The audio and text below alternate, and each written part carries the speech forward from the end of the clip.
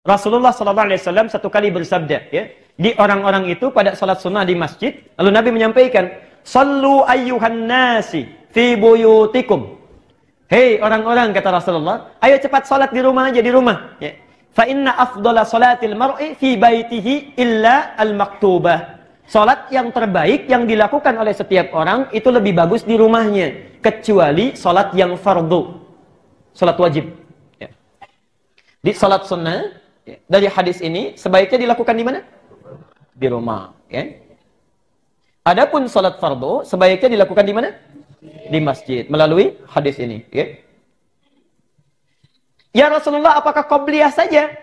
Ya. Apakah qabliyah saja? Tidak.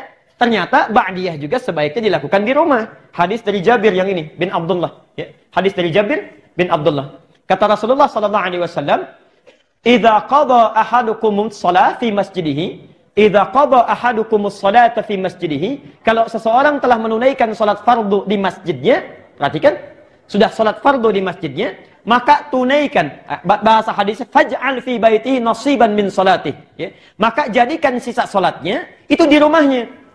Jadikan sisa salatnya di rumahnya. Fa innallaha ja'ilun fi baitihi bis shalah khaira. Karena sungguh Allah Subhanahu wa taala akan memberikan kebaikan-kebaikan pada sisa salatnya itu saat dia berada di rumahnya.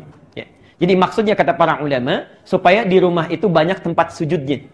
Ya. Ramai dengan ibadah. Itu yang akan nanti memberikan kesaksian pada kita di akhirat nanti. Karena mulut terkunci, tangan diikat, cuma nanti benda-benda yang bersaksi kepada Allah. Idza zulzilatil ardu. Kemudian wa akhrajatil ardu wa qala al insanu, ayat keempatnya, yauma idzin tuhadditsu.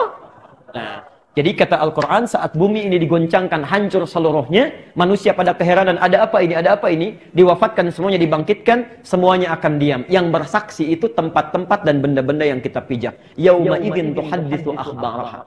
Benda menceritakan apa yang terjadi. Perhatikan. Antum salat di rumah. Karpetnya sudah kita sediakan, dipakai sholat. Itu nanti yang akan bilang kepada kita, ya Allah, saya pernah dipakai sujud oleh orang ini.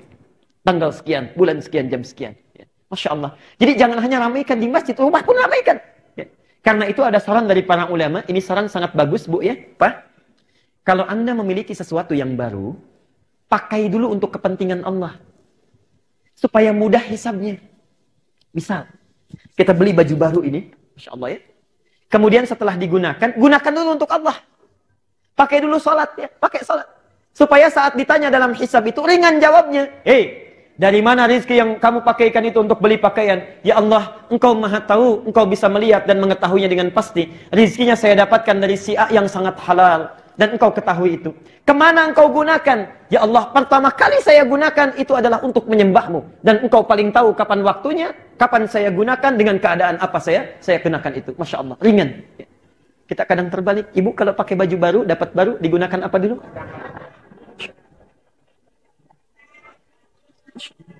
Kalau nggak kondangan arisan kan? Ya. Itu agak lumayan itu hisabnya. Awal-awal memang pede. Dari mana kamu dapatkan? Ya Allah, dari kerja keras suami saya, yang keringatnya Engkau ketahui sangat halal dia lakukan. Semuanya lancar-lancar. Kemana Engkau pergunakan? Kondangan, ya Allah, pertama kali. Nah itu persoalannya. Soalan itu. Baik.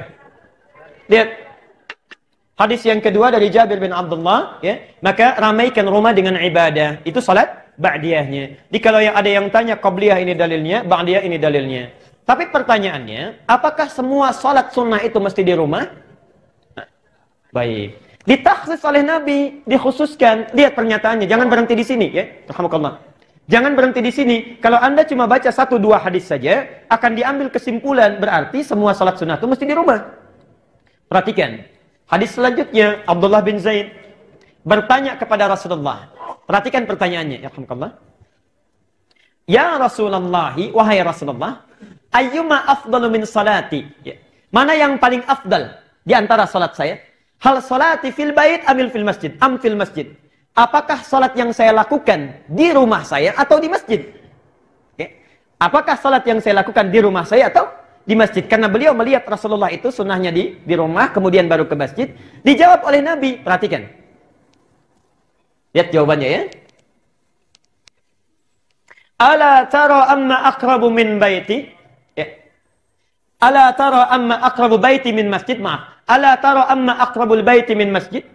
Tidakkah engkau lihat jarak antara rumahku dengan masjid sedekat apa? Tidakkah engkau lihat jarak antara rumahku dengan masjid sedekat apa? Jelas sampai sini? Jelas ya? Belum selesai kalimatnya. Belum selesai. Maka tunaikanlah salatmu di rumah, ya? Bila tempatmu itu dekat dengan masjid. Ini kalimatnya. Ya, kurang lebih demikian. Saya mau tanya, maaf, rumah Nabi di mana? Kalau ini masjid, rumah Nabi ya di sini. Belakang. Baik, ini isyarat yang cerdas untuk kita baca. Sunnahnya dilakukan di rumah kalau rumahnya dekat dengan masjid. Kalau rumah antum jauh dari masjid, jangan maksa. Dari Tambun ingin hadir kuliah subuh ke sini, sholat sunnahnya di sini, nyampe sini kapan? Ya, baik. Jelas sampai